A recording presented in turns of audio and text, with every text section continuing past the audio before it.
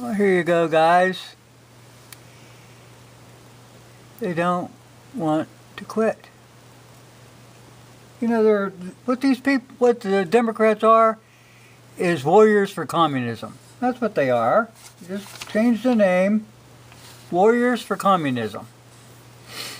We're going to go over here just a second. We're going to do something. I want you to know where these people are actually coming from. I mean, they are out there. I made a video the other day about the mental illness and what it implies. And we're gonna, as soon as we find this guy's, I'll go to where it was originally published. It was published in the Free Thought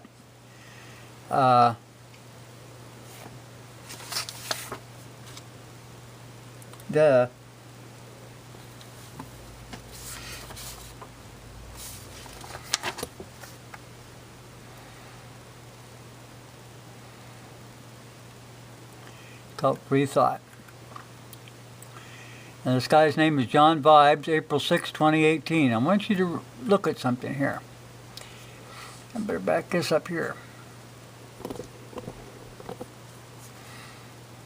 They want to use mental illness and stuff for getting your guns, but if you know any collective group, they want them banned from owning any kind of firearms. Psychoactive drugs. Another possible factor to get someone marked.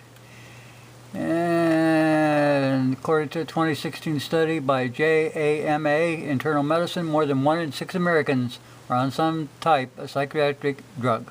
Wow.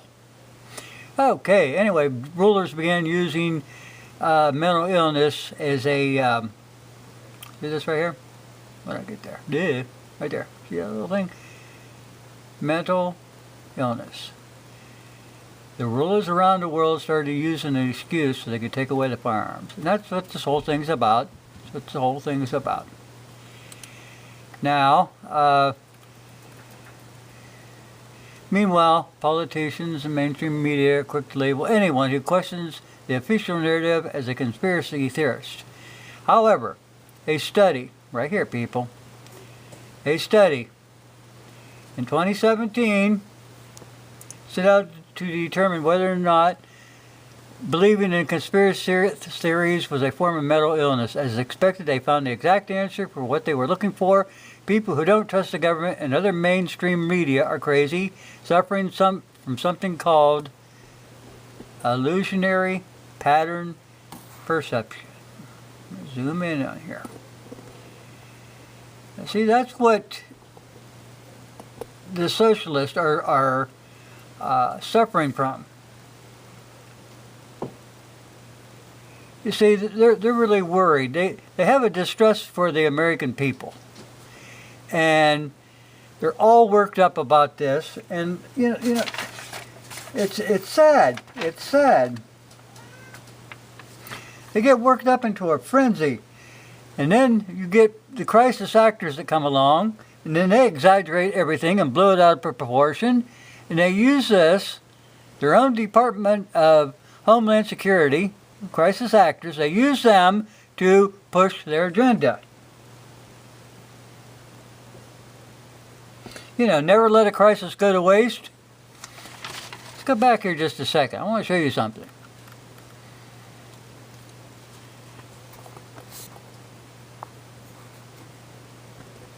The United States government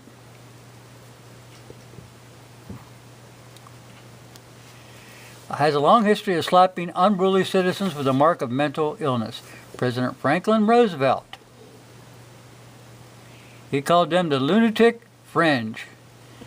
And it still is carried on into the halls of government today. Yes, it has.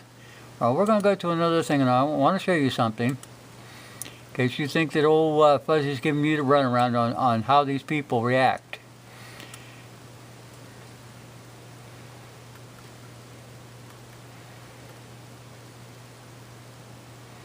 As I find it.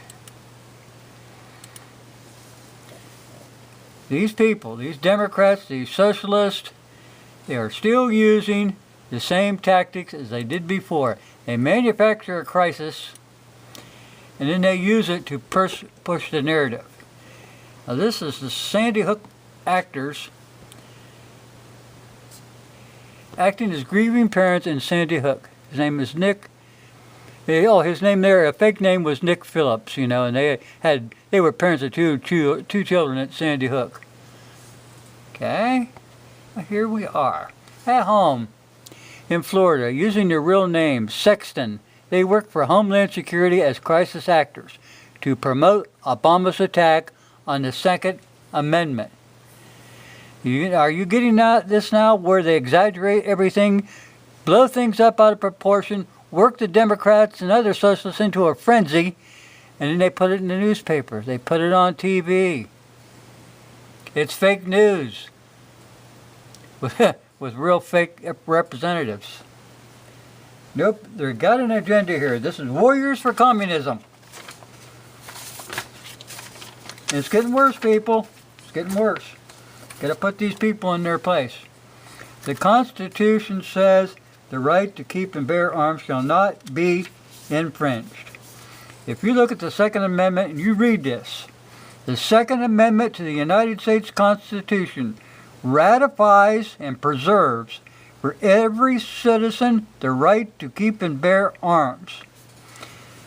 That neither Congress nor any other instrument of the federal government can infringe upon that right. They are constitutionally barred from infringing upon that right. You can take these people to court. The Constitution, people, is an ironclad contract, and you are the beneficiary of that contract.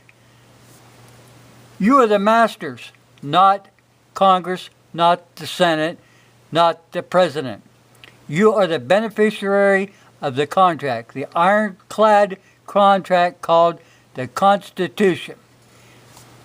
And every judge in every state and the states must follow the Constitution because it's the supreme law of the land. They can't go running around making this law and making that law if it comes in conflict with the Constitution in any manner. Thanks for watching, guys.